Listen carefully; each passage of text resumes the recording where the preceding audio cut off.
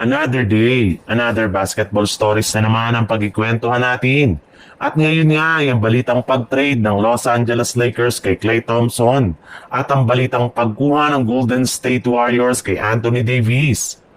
Wala pa rin naman nga ditong nagagawa ni Isamang maganda ang kanilang superstar na si Klay Thompson.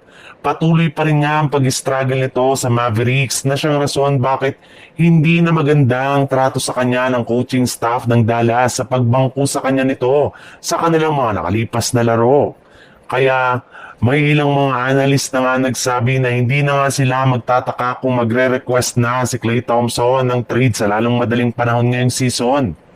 At isa nga sa mga naibalitang team na gusto nitong sunod na puntahan ay ang Los Angeles Lakers para makasama niyang muli ang kanyang dating teammate na si Luka Doncic. And guess what? Base nga sa isang NBA analyst, kaya rin naman nga ng Lakers na i-pull off ang ganitong klaseng trade.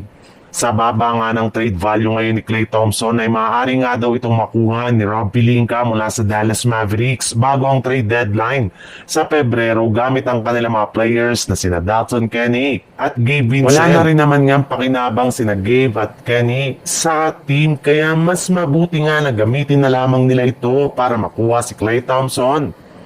Sa ibang balita naman, natambakan nga ang Golden State Warriors sa kanilang game ngayong araw laban sa ating defending champion na Oklahoma City Thunder sa score na 126-102.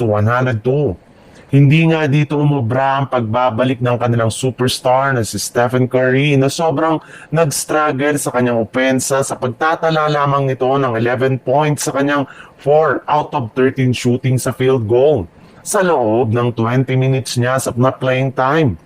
Bukod rin dyan, hirap rin naman nga ito pagdating sa depensa sa pagkakaroon nito ng maagang foul trouble. Pero hindi lang naman nga si Steph ang nag-struggle ng gusto sa kanilang game bagkus lahat nga ng kanyang teammate ay hirap na rin nga sa kanilang shooting at makapagtala ng puntos.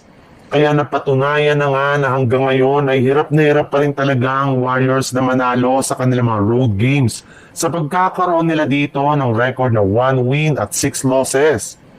Sa ngayon nga ay meron pang natitirang 5 road games ang Warriors sa kanilang road trip ngayong linggo. At kapag hindi pa nga nila nasusolusyonan ang kanilang problema, ay posible nga na magkaroon sila ng napakahabang losing streak at bumagsak sila sa ibaba ng standing. At dahil nga sa pangyayaring ito ay suggest nga ng mga fans na mas mabuti nga na kung kukunin na lamang nila si Anthony Davis mula sa Mavericks gamit sina Jonathan Kuminga, Al Horford at Brandon Podsemski.